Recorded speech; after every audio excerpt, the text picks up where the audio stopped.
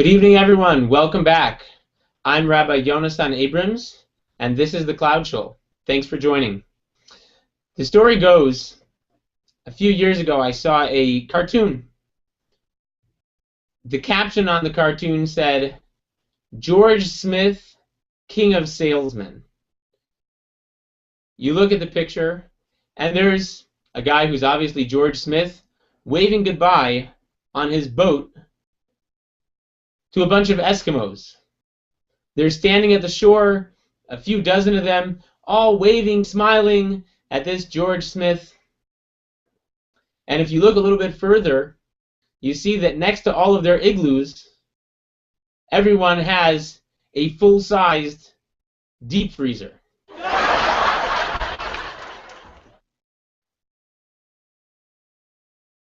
Tonight's schmooze is about Abraham, salesmen, and Chabad Rabbis. We're going to try to find a running theme between all three of them. If I were to ask you, what's the job of a salesman? What does a good salesman have? What's the real tactic? Is it a matter of convincing people to do something that they don't want? Or is it a good salesman someone who can rip you off and get more money than you should have paid? Or is a real salesman someone who develops a long-time relationship with their customers? Let's go back to Abraham. I want to tell you a little story from the Midrash. Abraham was known to invite a lot of guests in his house. He had a tent with 4 doors in the middle of the desert. The reason why he had 4 doors is so that no matter which direction, north, south, east, or west, whoever was walking by would see a door open, inviting them inside. In the middle of the desert, who's traveling? Well, Abraham was in the Middle East. Most of his neighbors were Arab. When an Arab would come into his house, he would invite him in and say, please join me for a wonderful meal. Let me get you something to eat. He would give them wine. He would give them meat. He would give them bread, butter. When they finished their delicious meal, all of those who were sitting there would say to him, Abraham, you're an amazing host. Thank you so much. Abraham looked at them and said, don't thank me. It's not my food. Thank God. It's his food. God, not so interested.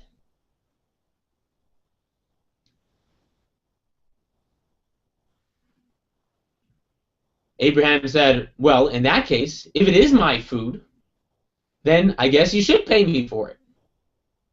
How much do you think a bottle of wine costs in the middle of the desert? I would say probably $150 is fair.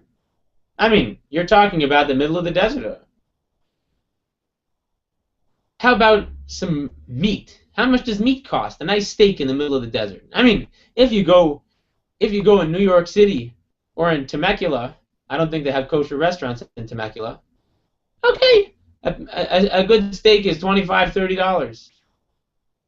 But here in the desert, a good steak has got to cost you at least $200. How about some bread?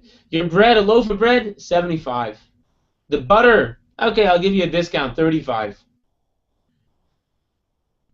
When his guest saw the bill, whoa, it's a little bit too much for me, Abraham. Abraham said, well, I mean, this is the middle of the desert. And in order to get out of paying the exorbitant prices, fair prices, but exorbitant prices, that Abraham was charging for his lavish meals in the middle of the desert, these Arabs would say, okay, fine. Blessed is God, thank you, God, for the grub. Abraham was a salesman. He was selling God. He was selling belief and worship of God to everyone around him.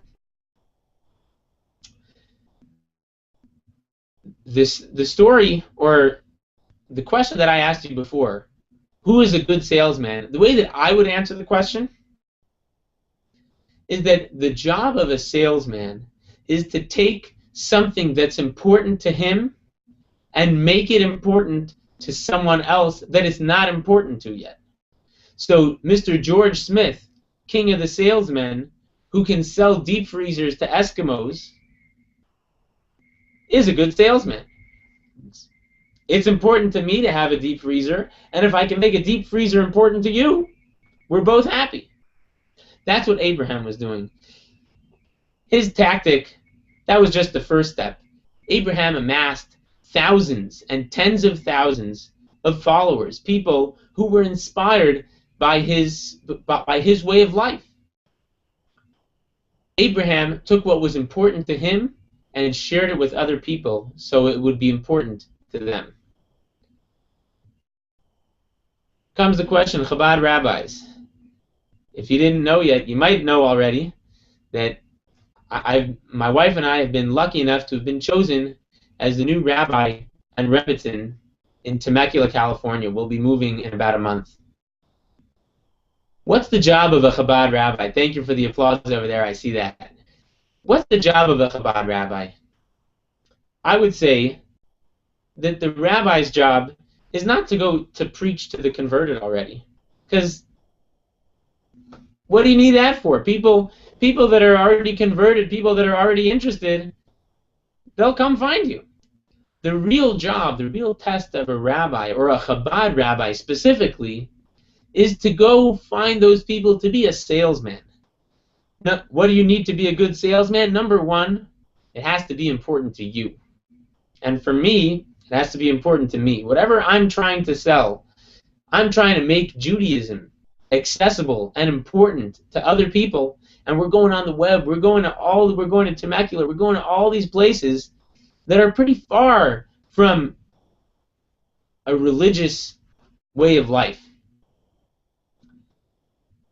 And the second thing that the rabbi has to do, besides for being important to him, the rabbi also has to go out and find people. Abraham was in the middle of the desert, tent open in 4 directions, looking for whoever would possibly come by and might possibly need a meal in the middle of the desert, and also might be interested in learning a little bit more about God.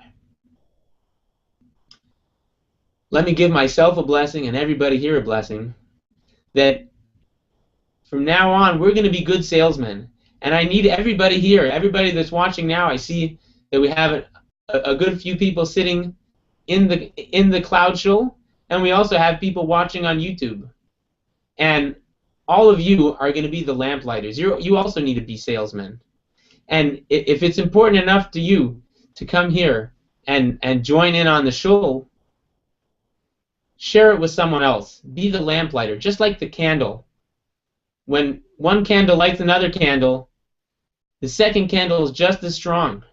And you have that ability. With that little candle that's inside you, your soul, just go to someone else. Light up their soul. And the lamplighters continue. Thank you so much, and we'll see you in a couple weeks.